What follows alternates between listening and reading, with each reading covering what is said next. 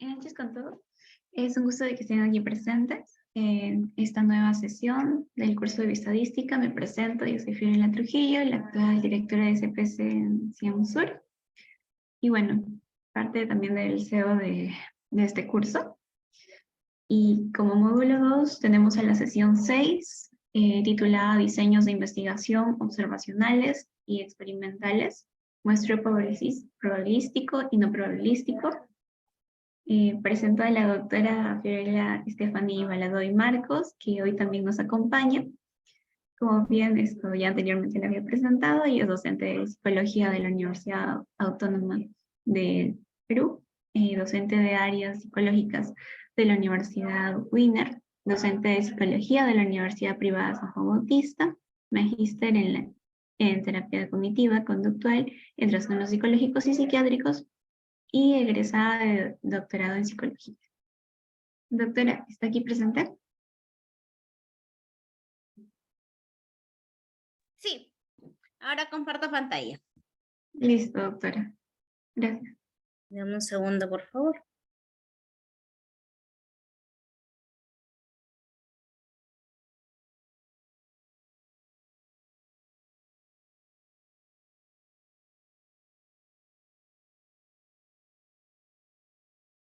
Me confirma si se ve, si se logra visualizar, por favor. Sí, doctora, sí se ve su pantalla. Nos vamos a presentar. El día de hoy, como ustedes pueden ver, nos toca la sesión 6 y vamos a tomar un tema muy importante, muy bonito también, sobre los diseños de investigación y experimentales, muestreo probabilístico y no probabilístico, ¿no? Hay bastantes diseños también que tenemos que tener en cuenta, ¿no?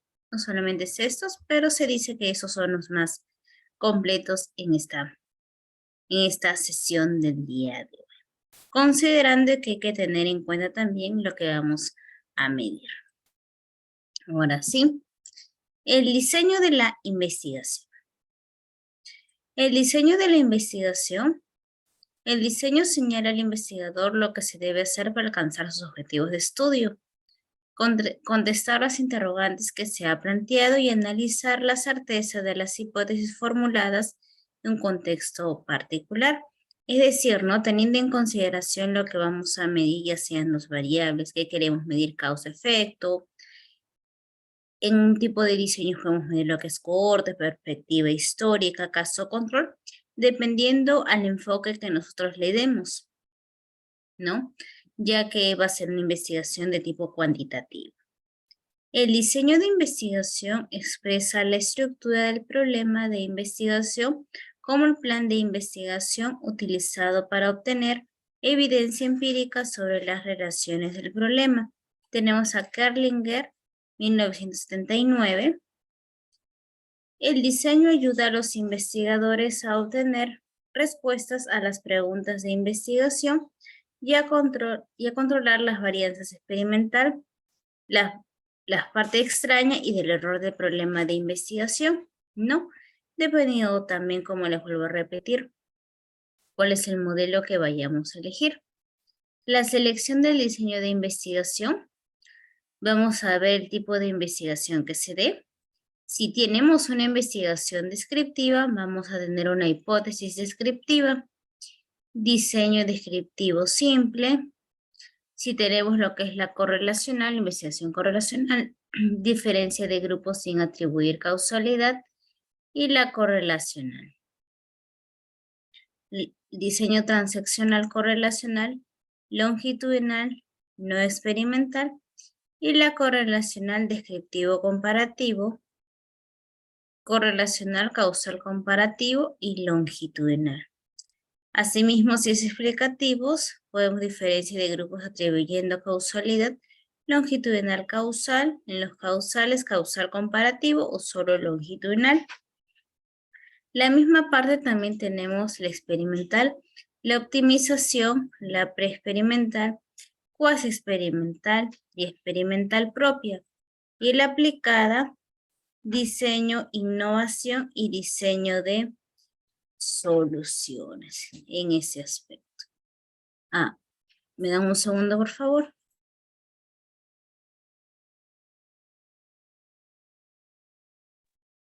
Ya. Continuando, vamos a verlo.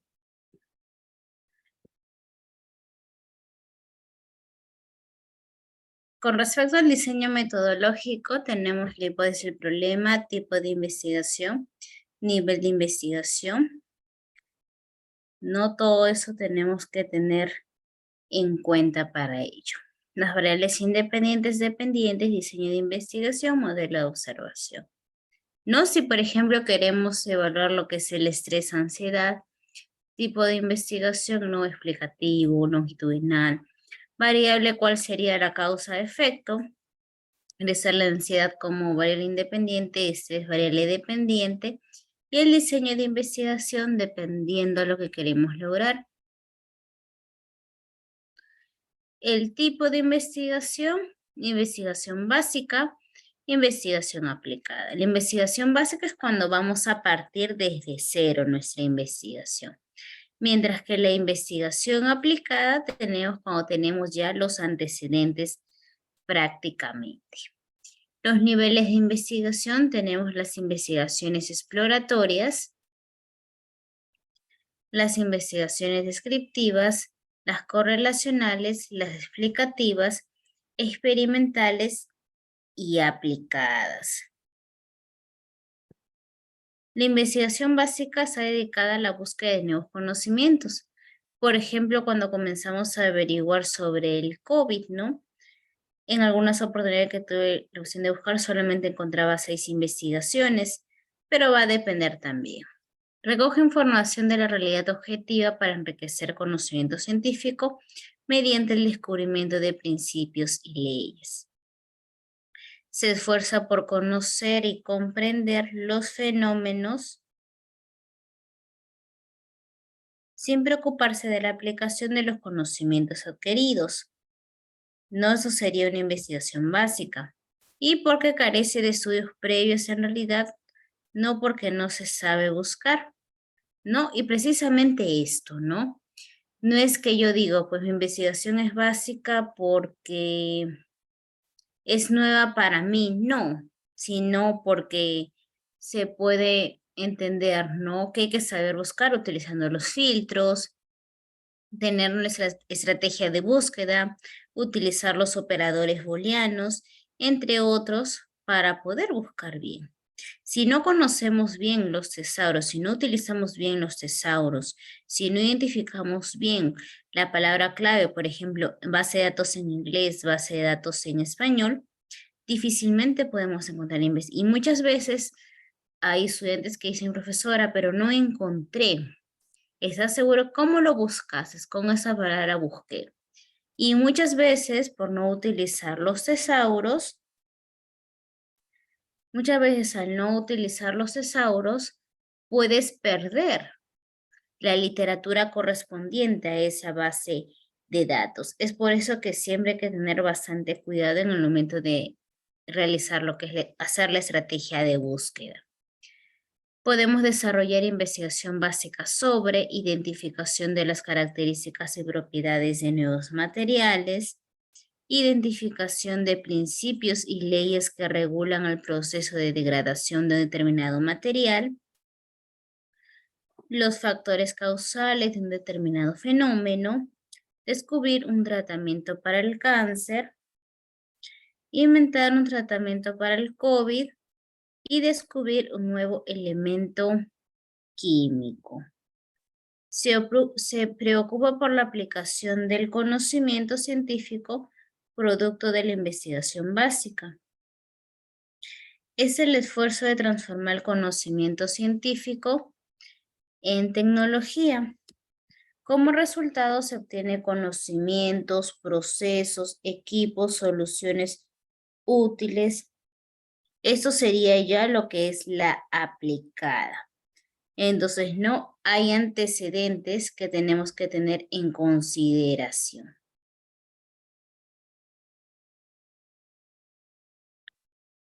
Como resultado se obtiene conocimientos, procesos, equipos, soluciones útiles de la sociedad y la naturaleza. Como aplicada propiamente es aplicar la investigación básica de nuevos estudios. La primera investigación en todo es básica y la segunda ya es aplicada. Es una breve diferencia. En la primera, recién vamos a descubrir conocimiento. En cambio, en la aplicada, ya tenemos un antecedente de por medio. Aplicaciones de nuevos materiales, conociendo sus características y propiedades, entre otros aspectos. Definición del proceso de degradación de determinado material, aplicación de los factores causales y estudiar un fármaco ya estudiado en ratas, en grupos de población experimental, aplicar en una muestra en mi realidad, que el estrés y ansiedad ya es una investigación aplicada porque encontramos, ¿no? Varios estudiantes, varias personas que han buscado ya, ¿no? Pero ¿qué de nuevo es nuestra investigación? Tener a conocer a grosso modo y a fondo. ¿Para qué nos va a servir? ¿Qué de nuevo está en nuestra investigación? En los niveles de investigación tenemos la investigación básica, tenemos la parte descriptiva, la parte correlacional, la parte explicativa. Y la investigación tecnológica o aplicada, tenemos los experimentales y los aplicativos.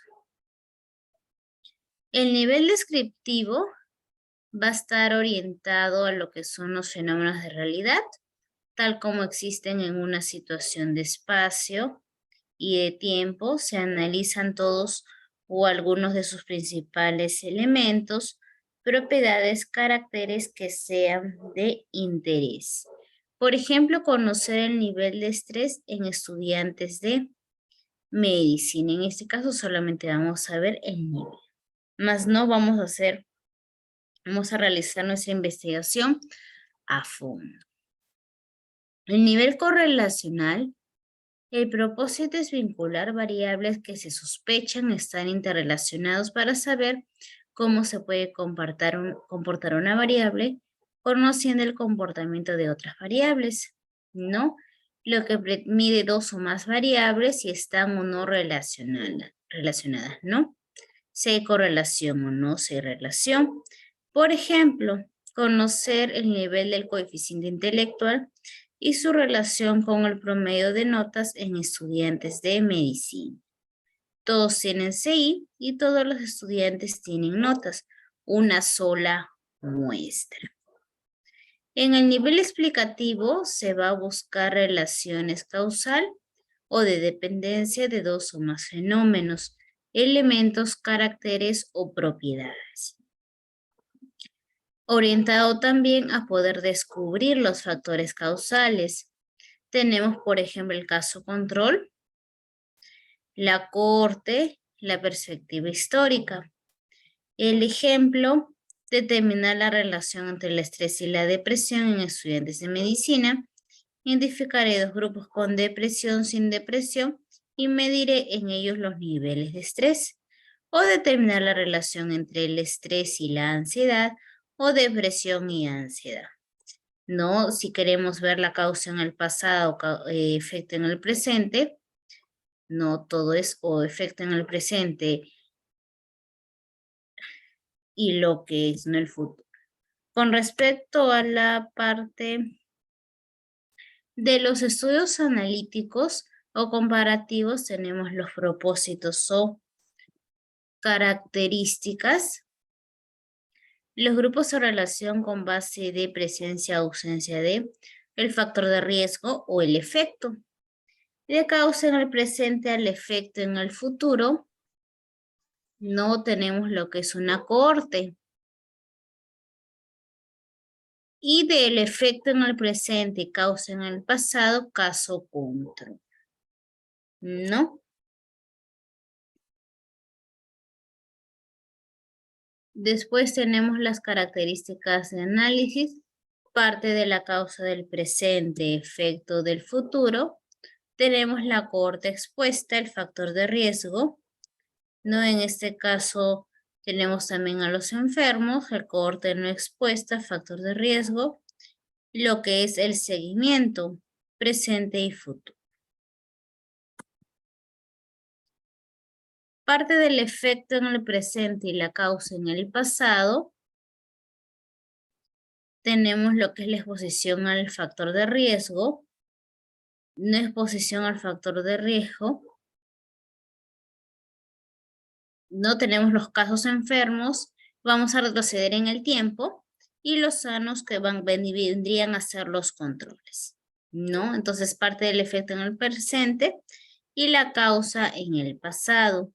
Y con respecto al nivel experimental, está orientada a evaluar la optimización de los factores causales del objeto de estudio. En la dinámica de la investigación se pregunta frecuentemente qué pasa si. Determinar la eficacia de la terapia de activación conductual en comparación con la terapia de aceptación y compromiso en el manejo de ansiedad generalizada. Podemos determinar la eficacia en la terapia cognitivo-conductual y la terapia sistémica, por ejemplo, ¿no? Y se va a realizar en 2 grupos, con terapia de activación conductual y con terapia de aceptación y compromiso. Un grupo se aplicará la terapia A y en el otro grupo se aplicará la terapia B. Y vamos a ver la comparación, ¿no? ¿Cuál es más eficaz en el manejo de la ansiedad generalizada? En el nivel aplicativo, tiene como finalidad solucionar problemas utilitarios.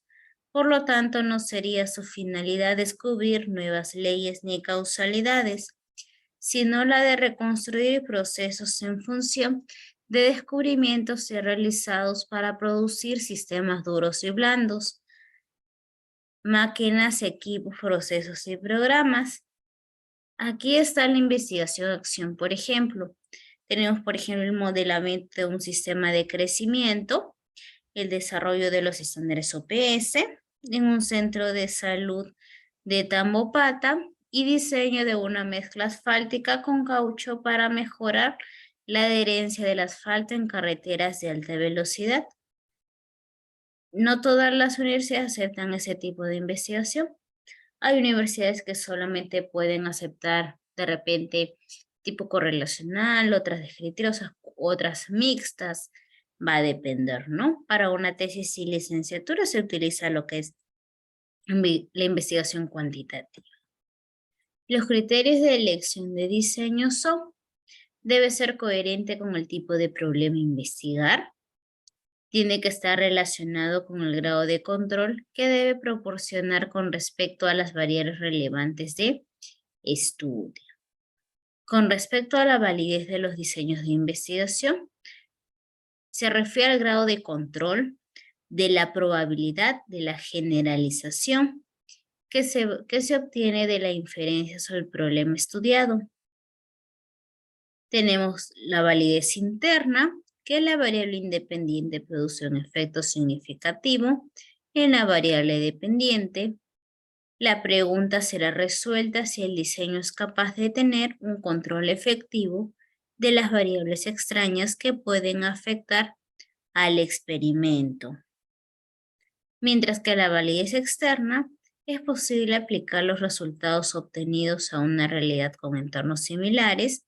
Las aplicaciones deberán considerar la población y condiciones similares bajo las cuales se realizó el estudio. Por eso es muy importante también tener lo que es la validez y confiabilidad de un instrumento.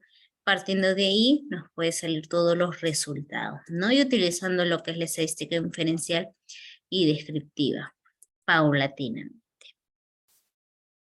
Otra clasificación de diseños que tenemos aquí, tenemos en diseños descriptivos el descriptivo simple, el descriptivo comparativo,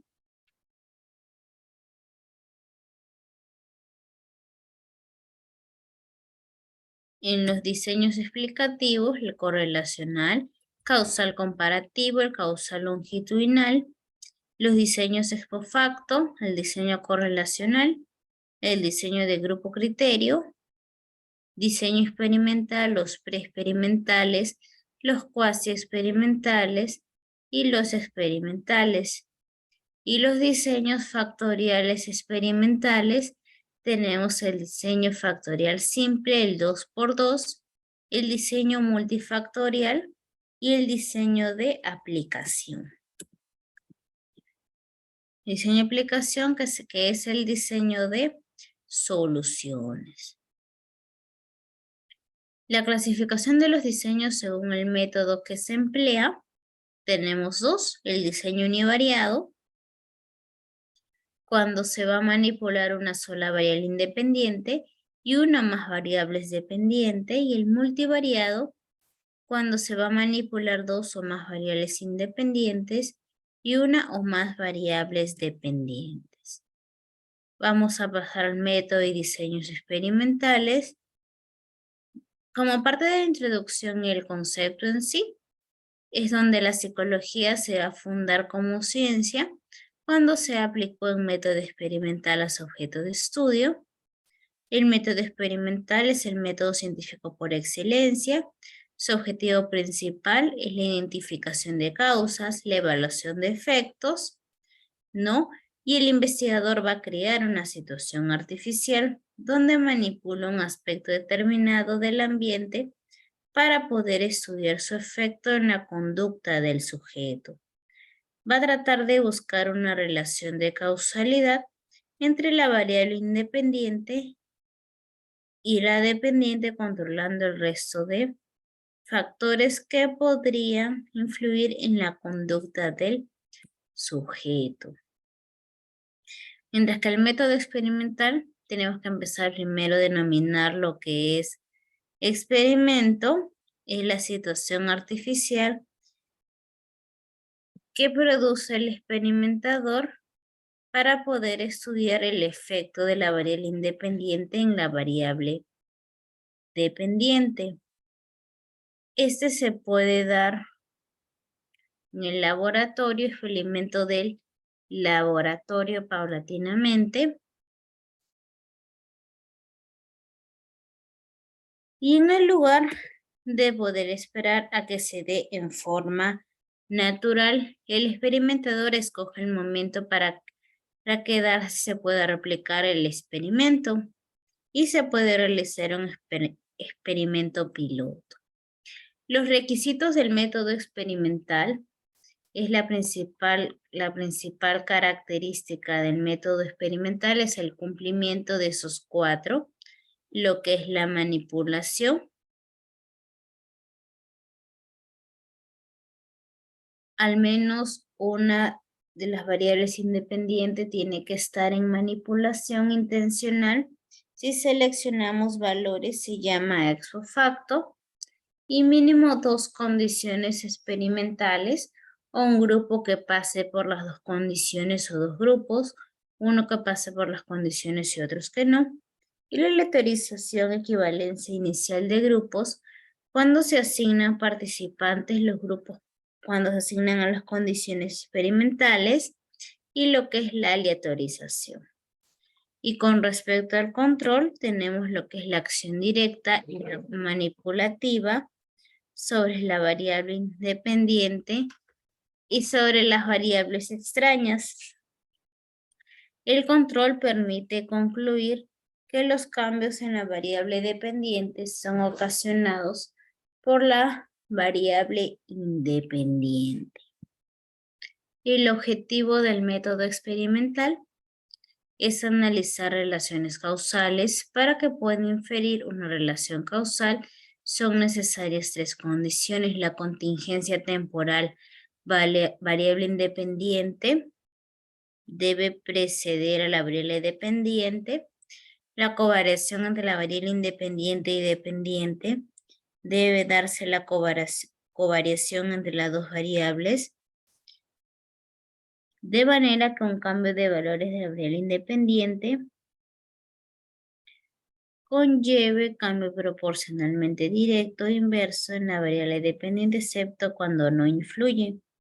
Y no es puriedad, la responsabilidad de esta covariación no puede atribuirse a otras variables, por ejemplo, lo que son las variables extrañas. Pasamos a la clasificación de los diseños experimentales.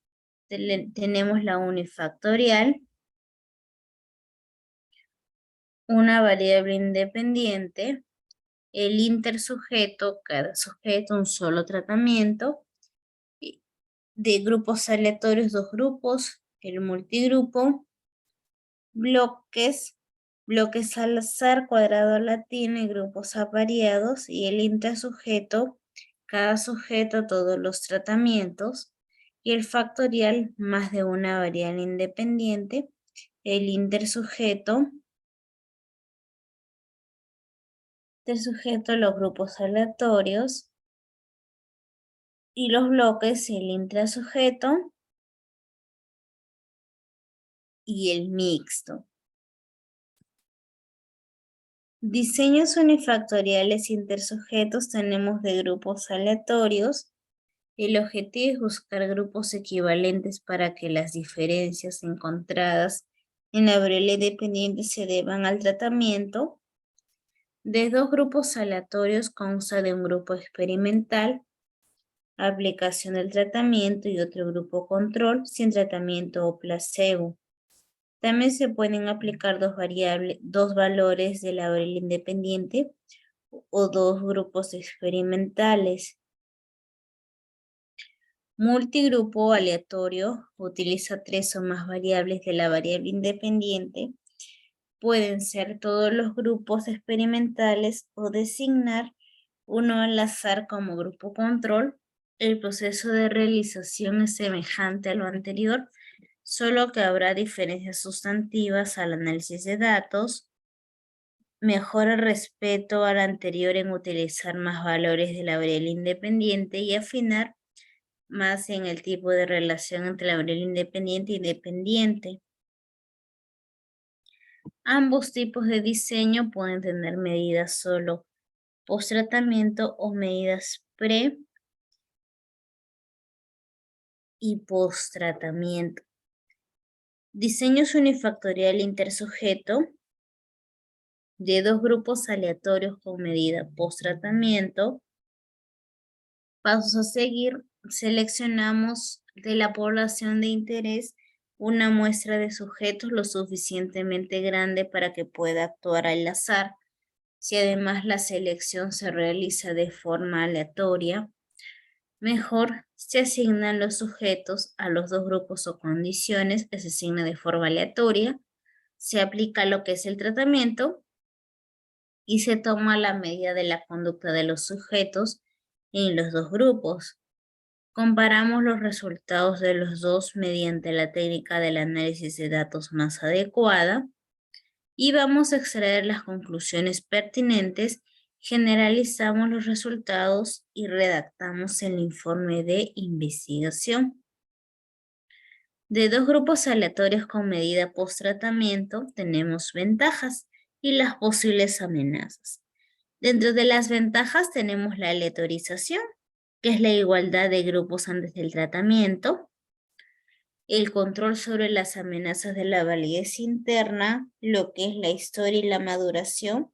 Pasa poco tiempo entre la aplicación del tratamiento y la medición de la variable dependiente. Y las posibles amenazas a la validez interna. Tenemos la instrumentación, defectos en la medida, la selección diferencial, grupos no equivalentes, si la muestra es pequeña o si no ha realizado correctamente la asignación aleatoria. Con respecto a lo que son los instrumentos, ¿no? Debe medir lo que se debe medir.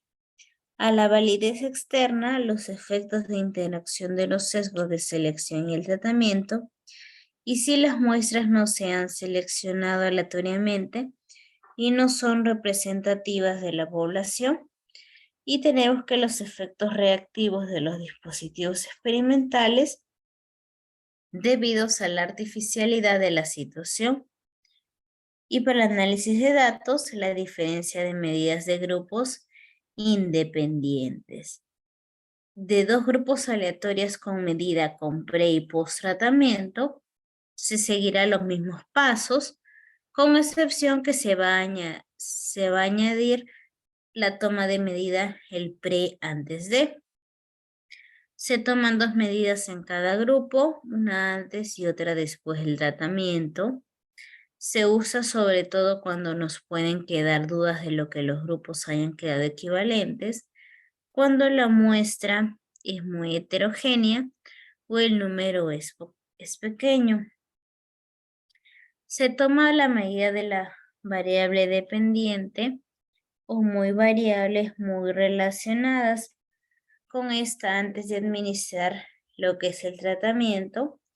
En caso de que no haya diferencias entre los grupos, se continúa con el diseño. Si las hay, podemos utilizar la técnica del bloqueo para asignar los sujetos a los grupos o determinadas técnicas estadísticas, como el análisis de la covarianza para controlar el efecto, ¿no? Por ejemplo, el pretest, el posttest, que se va a hacer ante una determinada charla. Se utiliza en lo que es medicina, tratamiento psicológico, tratamiento farmacológico, entre otros. De 2 grupos aleatorios con medida pre y post tratamiento para análisis de datos. Para comprobar la equivalencia de los dos grupos, comparamos las medidas pre A1 con B1, diferencia de medias para 2 grupos independientes. Para ver la influencia de los tratamientos dentro de cada grupo, comparamos el pre con el post, o el pretest con el posttest, el A1 con A2, B1 con B2 y la diferencia de ellas a los dos grupos relacionados. Y para contrastar la hipótesis, compara las medidas post-tratamiento y A2 con B2 la diferencia de medias para 2 grupos independientes.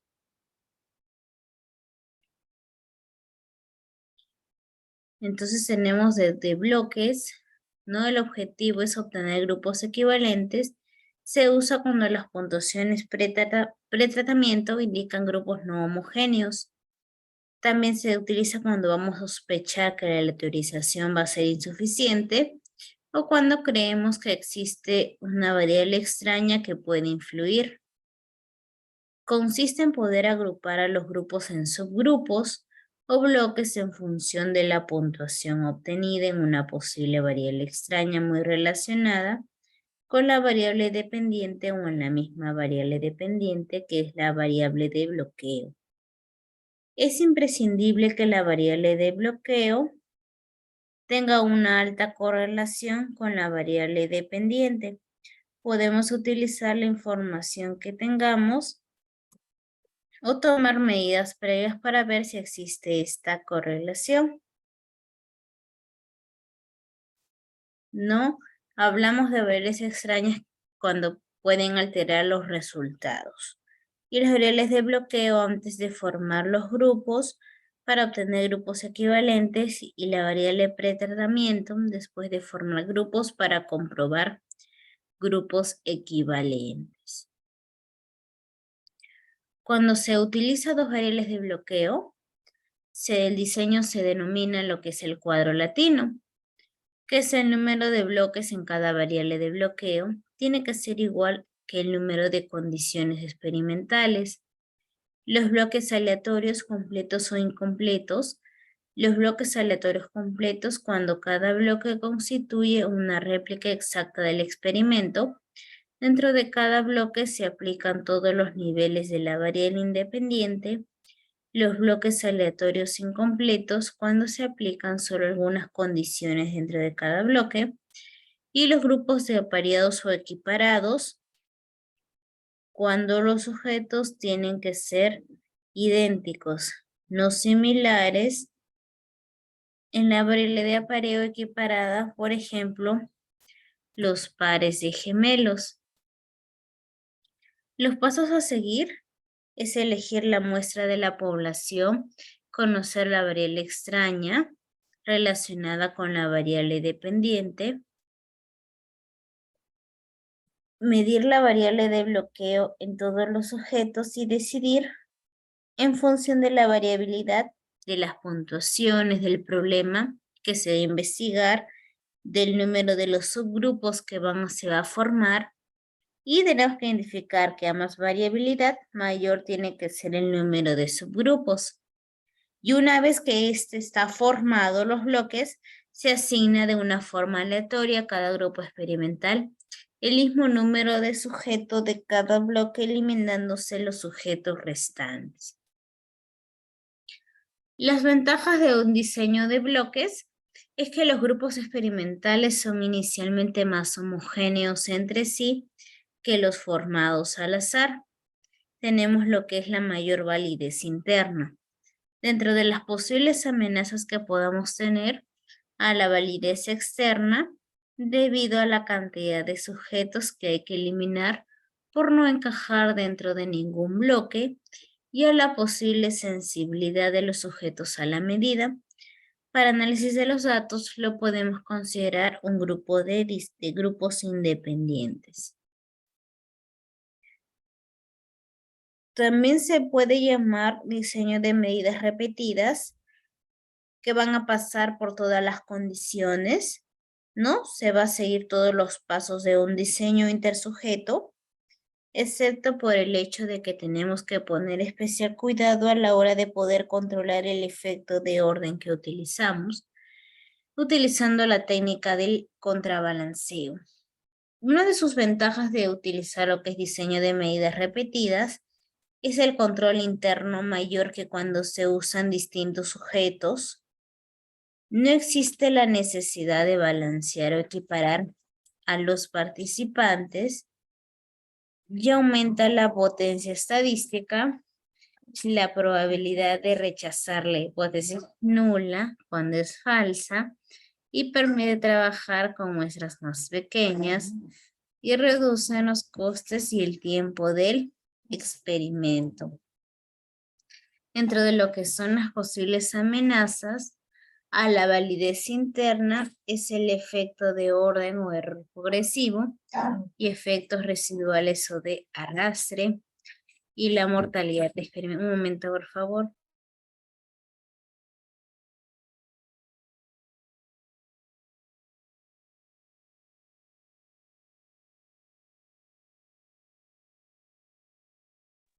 Y para análisis de datos se utiliza lo que es el TD-Student para las medidas relacionadas.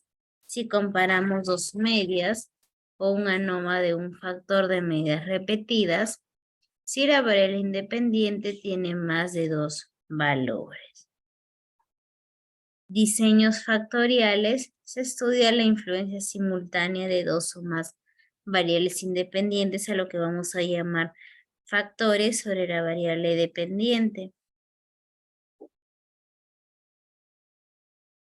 Y cada factor puede tener dos o más valores o niveles, y cada tratamiento o condición experimental consiste en la combinación de los respectivos valores de un factor con los del otro. Se puede estudiar el efecto de cada factor por separado. También se puede estudiar el efecto de la combinación de los niveles de los diferentes factores sobre la variable dependiente. El experimento factorial más sencillo consta de dos factores con dos niveles cada uno. Un diseño factorial de dos factores expresa diseño factorial A por B. A sería el número de niveles que tiene el primer factor y B sería el número de niveles del segundo factor. Un ejemplo de ello es que el diseño factorial 2 por 3, primer factor, escenario, la web conferencia presencial. El segundo factor, la ansiedad leve, moderada y alta. Y el número de tratamiento responde a la multiplicación 2 por 3. Diseño de tres factores, diseño factorial A por B por C. Para asignar los sujetos a cada tratamiento se utiliza la asignación aleatoria, la técnica de bloqueo. Los diseños factoriales pueden ser intersujetos, intrasujetos o mixtos. Los pasos que hay que dar ver cuántos tratamientos o condiciones experimentales tenemos.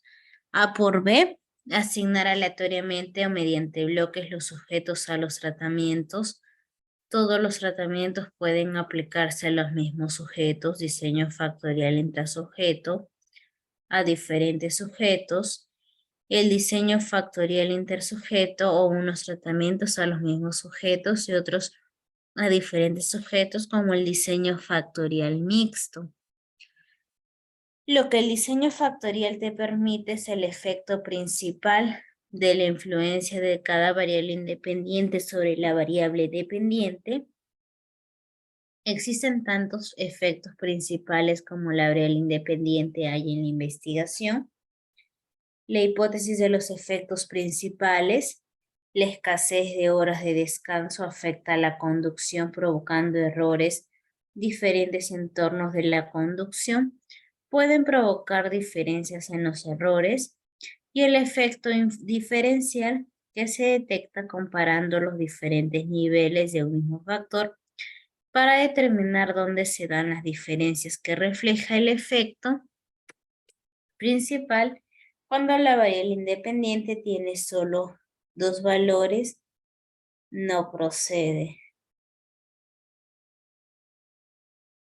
Ejemplo, los sujetos cometen más errores cuando conducen por la ciudad que por la carretera. Los sujetos cometen más errores cuando conducen por ciudad que por autopista. Y los sujetos cometen más errores cuando conducen por carretera que por la autopista. También te permite estudiar lo que es el efecto de interacción que aparece cuando la influencia de una variable independiente sobre la variable dependiente va a variar en función a los valores que toma la otra u otras variables independientes. Por ejemplo, en un diseño de A por B por C, tendríamos la interacción de A por B, A por C, C por B, A por B por C. Y las hipótesis del efecto de interacción serían: el efecto de las horas de sueño variará en función al entorno de conducción, A por B, y el efecto del entorno de conducción variará en función a las horas de sueño, B por A. Ventajas: el comportamiento humano es muy complejo y en él intervienen múltiples variables que normalmente interactúan entre sí. Es más ecológico. Se utiliza la misma muestra para evaluar simultáneamente los efectos de dos o más variables independientes. Van a ser más eficaces. Y permite evaluar los efectos de la interacción entre las variables. Diseño Solomon. Diseño que tiene como finalidad controlar explícitamente la interacción de la medida pretratamiento de la variable independiente. Acá tenemos las estructuras de 4 grupos, 2 experimentales y 2 de control, 2 con medida pre y post y 2 con medida solo post. O sea, el pretest y post-test y 2 con solo el post-test. Tenemos grupo experimental control, nombre A, B, C y D. Los 2 experimentales tenemos el grupo A, el grupo C y los 2 controles de B y D. En la medida del pretest tenemos el OA1 y el control OB1, tratamiento del experimental y la medida del post. Tenemos el OA2, OB2, OC1 y OD1. Para ver si ha producido sensibilidad a la medida del pretratamiento, se comparan el OD1, OB2. Si la medida pre no ha producido sensibilización, no tendría que haber diferencias. Y para ver si la medida pre ha interactuado con el tratamiento, se compara el OC1 con el OA2 y el tratamiento del tratamiento. Si el efecto del tratamiento no se ha visto afectado por la medida pre, no deberían encontrarse diferencias. Los pasos que hay que dar: selección de la muestra, asignación aleatoria de los 4 grupos, decidir aleatoriamente qué grupos van a ser los experimentales y cuáles van a ser los controles, y cuáles de ellos tendrán medida pretratamiento. El aplicar el tratamiento a los grupos experimentales solo se aplican 2 niveles de variable independiente: presencia y ausencia de tratamiento. Y tomar medidas post-tratamiento de la variable dependiente a los 4 grupos. La ventaja es comprobar explícitamente la posible interacción entre la medida del pre y el tratamiento. Y continuando con la sesión del día de hoy, como parte ya para poder finalizar, tenemos los muestreos probabilísticos y no probabilísticos. Para ello tenemos que saber lo que es la población y muestra, el universo, que es la población del cual obtengo la información, se debe establecer límites. La población es la totalidad del fenómeno a estudiar, donde las unidades que componen poseen una característica común, la cual se debe estudiar: médicos, técnicos de enfermería, psicólogos, ingenieros. Los criterios para definir una población: tenemos a lo que son los criterios de inclusión, unidades que serían seleccionadas. Por ejemplo, si yo voy a trabajar con técnicos de enfermería, ¿quiénes van a entrar, no? Los que trabajan en emergencia, los que trabajan en trauma y shock, en reposo de damas, en reposo de varones, en área de hospitalización, entre otros. Técnicos de enfermería, ¿de qué edad, no? De 18 a 25, los más jóvenes, o los que tienen más tiempo trabajando, ¿no? De 40 a 65, por ejemplo. Los criterios de exclusión indican subconjuntos de individuos que, si bien cumplen con los criterios de inclusión, podrían interferir en la interpretación de los hallazgos o no ser útiles a los fines de la investigación. Los criterios de exclusión, por ejemplo, los técnicos de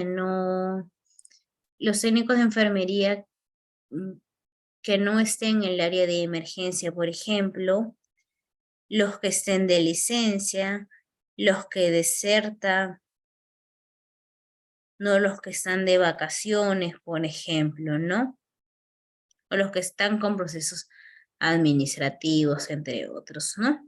Los criterios de eliminación se aplican en estudios prolongados, se relacionan con situaciones que ocurren luego de comenzada la investigación, por ejemplo, el censo. Cuando es posible conocer todas las unidades que conforman la población, obtenemos un censo. Censo es el recuento de todas las unidades que constituyen una población, y cuando no es posible estudiar a toda la población, se seleccionan algunos elementos y se van a obtener una muestra representativa de la misma y muestra conjunto de unidades que son realmente estudiadas, ¿no? Las razones para poder seleccionar una muestra: el tamaño de la población es infinito, la población es finita pero demasiado grande, estudiar a toda la población implica un alto costo, cuando sería suficiente obtener datos aproximados, y demandaría mucho tiempo estudiar toda la población. Tipo de muestreo, ¿no? El muestreo es la actividad para la cual se determina qué parte de la realidad en estudio que se debe examinar, con la finalidad de poder hacer inferencias sobre dicha población. Y una muestra representativa cuando reúne aproximadamente las características de la población que interesan en la investigación. Tenemos los muestreos no probabilísticos. No siempre es posible realizar un muestreo probabilístico por razones de costo. Tenemos los muestreos por cuotas, que se deben de conocer bien los estratos de la población o los individuos que son más representativos o adecuados para los fines de la investigación, y tener semejanza con el muestreo estratificado, pero no es aleatorio. Se fijan unas cuotas que consisten en un número de individuos que reúnen determinadas condiciones. Una vez definida la cuota, se elige los primeros que se encuentren y cumplan con esas características. Se utiliza se utilizan encuestas de opinión. El muestreo intencional vendría a ser, ¿no? La representatividad la determina el investigador de modo subjetivo. Se va a seleccionar sobre la base de ciertas características para obtener información de los miembros de la comunidad que comparten dichos aspectos. Los ejemplos: realizar encuesta de consumo a personas de edad avanzada de una población para conocer la evolución de los hábitos alimentarios de la comunidad, y encuestas preelectorales de zonas que en anteriores votaciones marcaron tendencia en voto. El muestreo por conveniencia: tenemos que el investigador va a seleccionar directamente, intencionalmente, a los individuos de la población. Se utiliza los individuos a los que se tiene fácil acceso. La bola de nieve: se localiza a algunas personas, los cuales conducen a otros y hasta conseguir una muestra suficiente. Este estudio se emplea en poblaciones marginales, delincuentes, sectas, enfermos de SIDA, entre otros. Mientras que el muestreo probabilístico son aquellos que en todas las unidades muestrales tienen una probabilidad conocida de ser seleccionada y que en ningún caso resulta ser cero. Todos los individuos tienen la misma probabilidad de ser elegidos para formar parte de la muestra, y mediante técnicas estadísticas se puede calcular el error muestral. Todas las unidades muestrales tienen la misma probabilidad de ser elegidas para poder formar parte de la muestra. El uso de la muestra probabilística permite que la aplicación de técnicas estadísticas capaces de cuantificar el error muestral. Tipos de muestreos probabilísticos. Tenemos la parte elemental: se utiliza un bolillero, se enumera la población del 1 a n, ejemplo n, la población total 200, n 20, 10% de la población, y se extraen las primeras 20 bolillas. Desventaja: no es posible utilizarlos en poblaciones muy grandes, ¿no? Si tenemos más de 500, entre otros, ¿no? Es como un bingo, ¿no? Para jugar lo que es el bingo se utiliza lo que es al azar. La tinca la misma. Con respecto a la tinca, se utilizan, si no me equivoco, son 5 bolillas más la bolillapa, ¿no? Y salen bolillas al número de bolillas aleatorias. Por ejemplo, es el número 20, el individuo que tenga el número 20, por ejemplo, ¿no? El aleatorio simple: se utiliza una tabla de número aleatorio de libros de estadística y calculadora. El sistemático: se selecciona un número sistemático, ejemplo n, población total 500, la muestra 50, ¿no? Acá sería 10 el número sistemático. Y garantizar el azar: en todos los pasos se elige cada 10 personas una unidad de análisis. La desventaja: el sesgo posible en este muestreo cuando el fenómeno a estudiar tiene una periodicidad constante. Si coincide con la del muestreo, se genera una homogeneidad en la muestra que no existe en la población. Y también tenemos lo que es el estratificado, que consiste en considerar categorías típicas diferentes entre sí. Los estratos que poseen gran homogeneidad respecto a una característica. Se busca asegurarse que todos los estratos de interés están representados adecuadamente en la muestra, y se debe categorizar la población por estratos, ¿no? La clase A, la clase media y la clase B. Entonces, ¿no? Una población de 50, 150, la clase B 300, ¿no? El total sería 500. Y la muestra, el 10% para cada uno, sería la muestra de la clase A 5, en la clase media 15 y en la clase B serían 30. En total serían lo que son 50. Dentro de cada estrato hay que aplicar otro muestreo para elegir los elementos correctos que formarán parte de la muestra. El conglomerado, la diferencia de los anteriores, que ante las unidades muestrales son los elementos de la población. En cambio, aquí se utiliza la unidad muestral, es un grupo de elementos de población que forman una unidad, a lo que llamamos conglomerado. Cuando los conglomerados son áreas geográficas, se denomina muestreo por áreas. Por ejemplo, la ciudad de Lima se encuentra dividida en distritos y a su vez en manzanas. Por ejemplo, Villa El Salvador, manzana D, manzana C, manzana A. Si debo estudiar en un distrito con 1500 familias, la N, que sería la población, y la muestra N, que es 150, se extrae un porcentaje fijo en cada manzana para lograr una muestra representativa. Y eso sería todo lo que con respecto a la sesión del día de hoy. Si tuvieran alguna consulta o pregunta, estoy aquí para poderlos escuchar.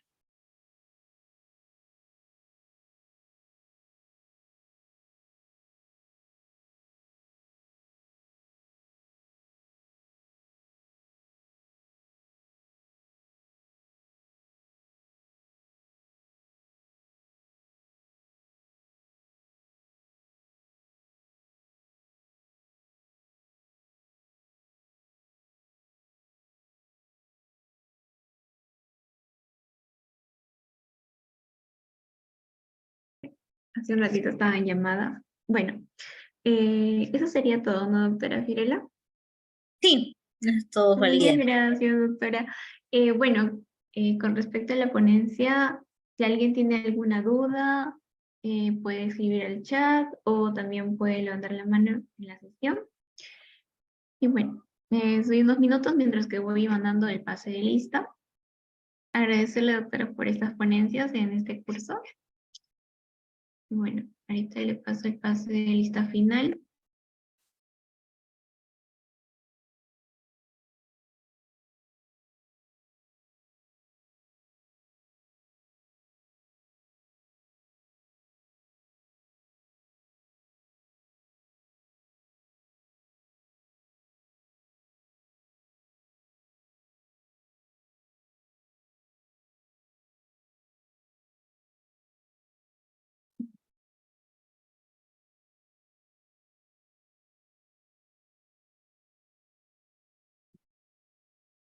Listo. Eso sería todo. Muchas gracias, doctora. Muchas gracias a todos los participantes.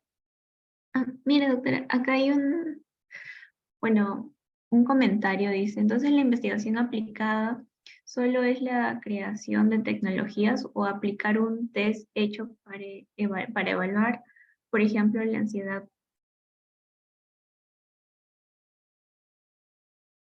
Ah, si se refiere a eso, ¿no? O sea, aplicación de ambas en realidad, ¿no?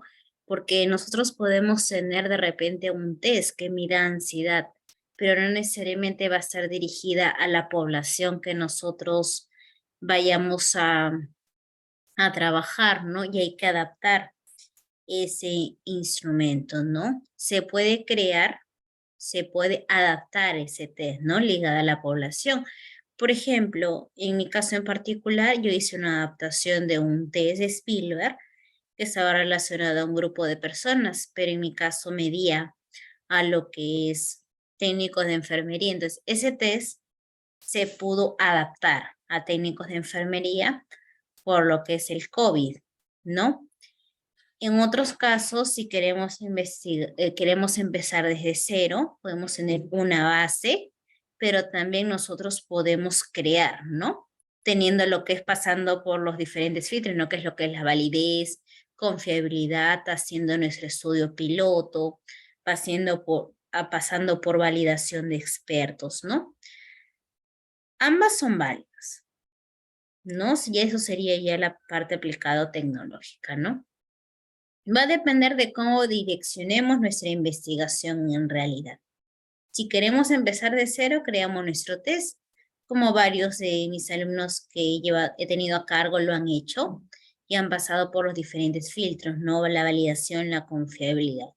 Pero eso es ya un proceso más lento, ¿no? Se debe seguir un tiempo que se tiene que mantener y sabiendo utilizar también qué estadísticos utilizar, conociendo las variables, la operacionalización de las variables.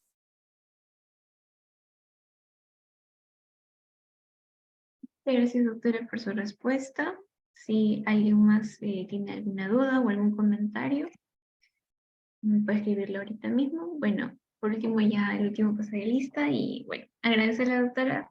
Nos veremos ya en otra próxima ponencia, si es que hubiera, ¿no? Y bueno, agradecer a todos aquí presentes, a los participantes. Muchas gracias, hasta luego y cuídense, tengan bonita noche.